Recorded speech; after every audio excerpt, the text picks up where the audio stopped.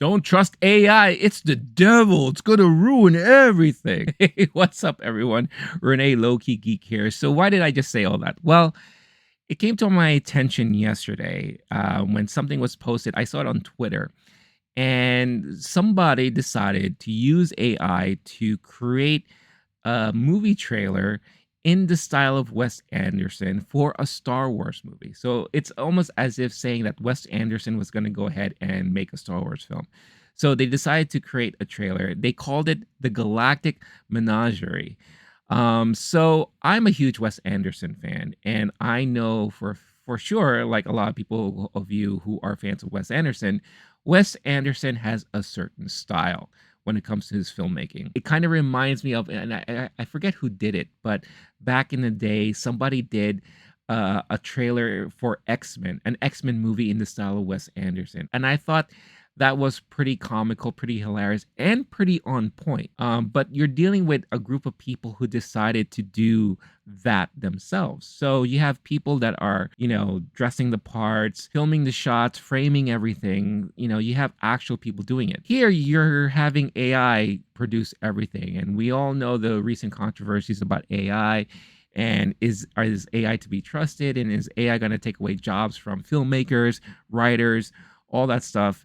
I think we are very early on in the stages of what AI can do. And as someone who has used AI to kind of help with some, mundane tasks when it comes to doing stuff on the channel and all that, don't worry, I'm real. This is not AI. So you're not dealing with Skynet here. I can see that there are pluses and minuses when it comes to it. But I think at the end of the day, there's always going to be a need for a human involvement, especially when you're trying to create stuff that are emotional, invoke an emotion, something that feels trustworthy and feel like you can get along board with. You're dealing with human beings and human feelings, that human connection. So I am very curious as to how this trailer will turn out. I'm going to check it out for the very first time, and I'll react to it, and I'll see, and I'll be honest and frank, and like I always am. But it is, at the end of the day, it is quite a technical achievement that we're living in a day and age where stuff like this can happen now. So let's check out this AI generated Star Wars trailer directed by Wes Anderson, The Galactic Menagerie. In a galaxy far, far away, prepare for a reboot like never before. This summer, Wes Anderson brings you a side of the Star Wars universe you've never seen before. Oh, interesting. The Galactic Menagerie. Wow. Join this ragtag crew of unlikely heroes as they navigate the absurdity of the cosmos, challenge the Empire, and redefine what it means to be a rebel. Our mission is simple. Wow. We steal the Emperor's artifact, save the galaxy, and maybe find ourselves along the way.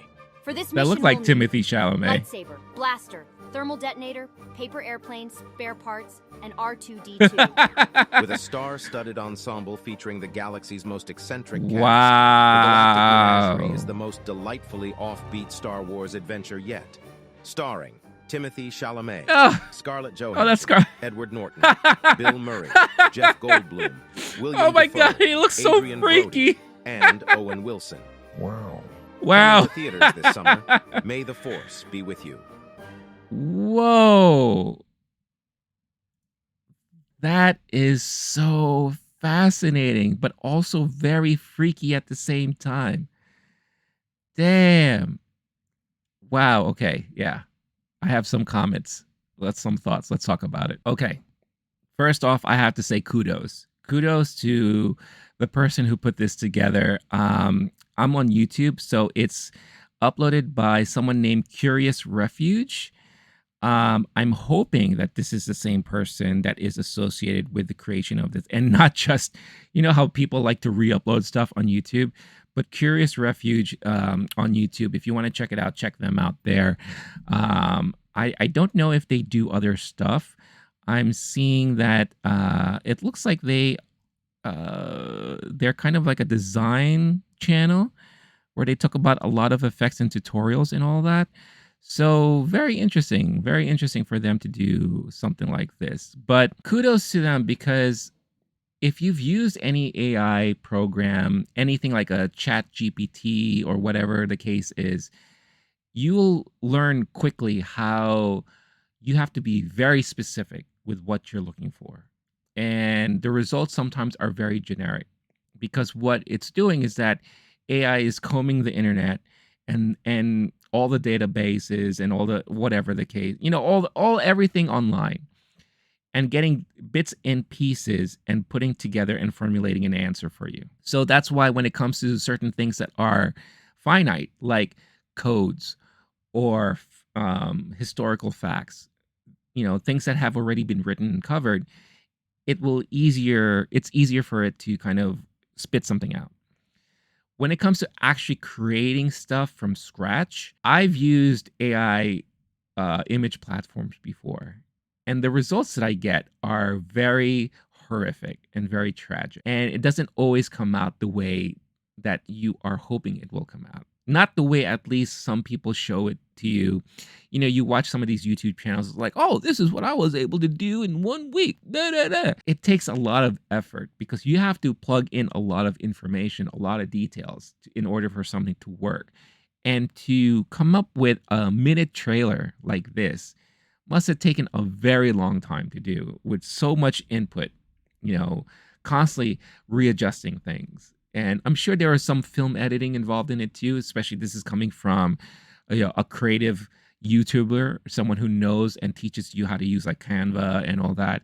So I'm pretty sure that person was able to finagle the footage as well to make it look a little bit more pleasing and all that. So in the technical aspect of it all, kudos to them for doing this. It definitely has the look for a Wes Anderson film to a certain extent. You got the framed shots in there, the aspects, the point of view aspects, just like the singular object right in center frame at a certain distance, giving a certain look or all that. You have the props that are used, especially when describing whether it was like the lightsaber or the blasters or looking at the Death Star. It uses a lot of the quirky stuff that Wes Anderson is known for, right? The color scheme is there to a certain point, and I'm pretty sure that's one of the things that maybe they had to do on their own, because Wes Anderson does have a certain color palette that he likes to kind of follow. Now, within his latest movie, Asteroid City, he just went off the rails with his color palette. So I think that's going to be one of his most ambitious color palettes yet. But they were able to achieve that there. The one thing I will say that was probably the worst part was the narration. The narration just feel like it didn't fit at all. It just felt like it was pretty much out of left field. And I guess that's a downside because they don't have actual people acting and doing voiceovers and all that. It probably would have worked better if they just had music play out throughout the whole time.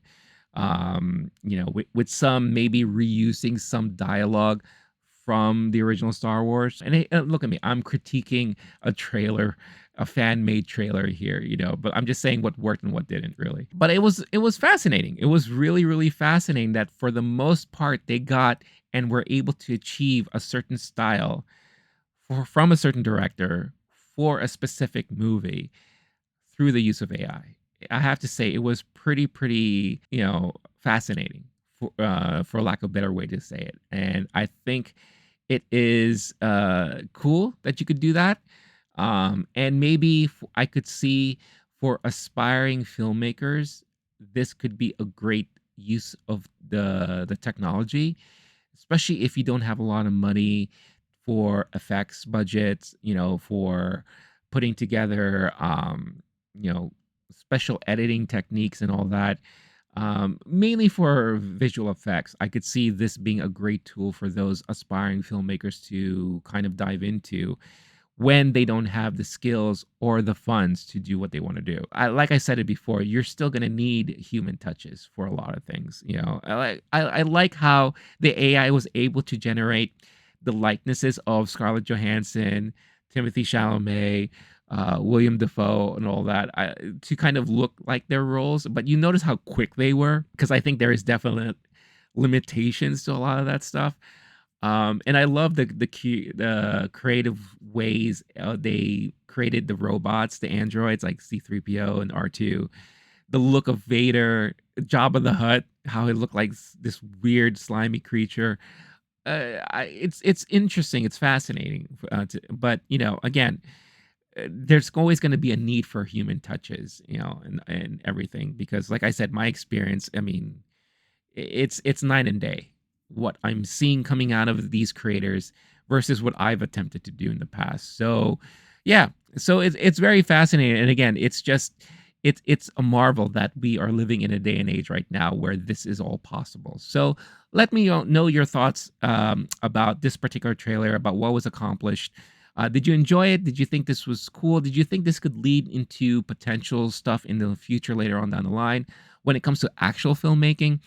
Are you for it? Are you against it? What are your thoughts on AI as a whole? Let me know all your thoughts in the comments below. But that's going to be it for me for now. As always, thank you so much for tuning in. If you are brand new to this channel and you haven't done so yet, please don't forget to hit that like button, subscribe, hit the notification bell to get notified every time a new video is posted.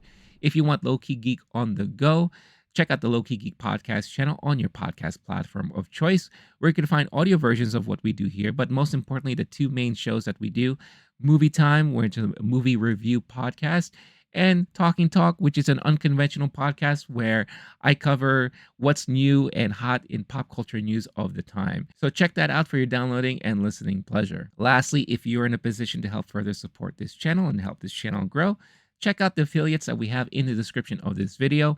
Maybe you could find something awesome for yourself or for a loved one. And by participating, you'll be helping support this channel at no additional cost to you. And for all of your support, I am truly thankful. But I'm going to head on out of here for now. Until next time, stay cool, stay classy, stay safe. I'll catch you all in the next one. All right, peace out, y'all.